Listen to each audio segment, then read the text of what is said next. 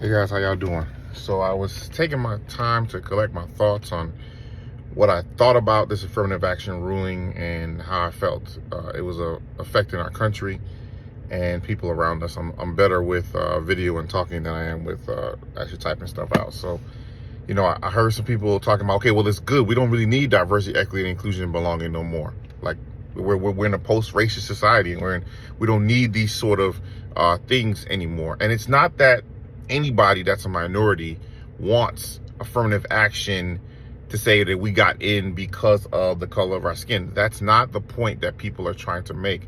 The point we're trying to make is until there are other things systemically in our society that don't make the barriers that people of color have to getting into school, until those things are fixed, you have to allow some people to get in. You have to allow some people the opportunity to be heard and to be seen. Imagine if you were in a school and there was 99 black teachers and one white teacher, and 100 black students and one white student, and all the staff was black, and all the patients that came in were black, and the city that you were living in was all black students, and they would cook foods that black people like, and they would do games that black people like, and we would talk in mannerisms that most black people understand each other, and use soliloquies and use different eloquent words that we would understand the meaning of just from living in our childhood. And we would all hang out together, and we would all understand each other. We would all crack jokes that we understand. But you had one white person in the room, and they were trying to figure out their way through that system. Imagine how different that would be. Imagine how uncomfortable that would be. That's when you would need to stop worrying about diversity, equity, and inclusion, when that situation is reversed. Because if you were in the shoes of a lot of the other people around that are talking about these systems, you would say, yeah, we still need some diversity, equity, inclusion, and belonging. We still need some things in there to allow other people to experience life the way you get to experience life.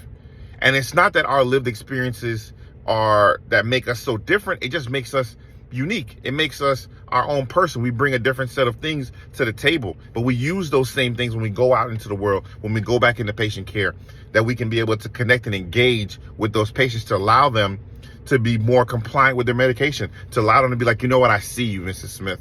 I understand what you're going through. You took 3 buses to get here. I understand that you're a little bit late. I don't want you to be late, but I understand and I appreciate you showing up. We still need diversity, equity, inclusion, and belonging. There still needs to be those principles in there. Shout out to all of the teachers, the faculty, the presidents, everybody that's standing up to say, you know what, no matter what that ruling is, our school is still trying to do the right thing. Shout out to all the industry partners that are out there realizing that no matter what these people say, the work still has to get done. The work still needs to be done. It is an uncomfortable situation. And to tell you the truth, I do not like talking about race. Some of you guys may be surprised by that, but I talk about it because you don't. Let's be honest. I talk about it because I have to. I would rather talk about business, private practice. That's what I actually enjoy. That's what I wake up thinking about in the morning, is business, and how to make my business more effective, and how to help other people be more effective in their own business. That's what I actually care about. I talk about diversity, equity, inclusion, and belonging because somebody has to. If we at Black Eye Care Perspective were quiet, it'd be a problem. So we talk about it because we have to, not because that's what I actually enjoy talking about. I really don't like talking about race. I really don't want to talk about race. I want to have a conversation, talk about cigars and scotch and playing golf and fishing and boating. I want to talk about other things. But you know what? There's a place for it. There needs it. So I'll do it. I'll do it until I don't have to do it anymore. And Black Eye Care Perspective is here. We're there. We're not going anywhere. We're not scared. We're ready to put up the fight, and we're ready to do what needs to be done. And I appreciate everybody that's giving our support. We're going to get the work done. It's going to get done. It's going to be good. We got a plan, y'all. Stay tuned.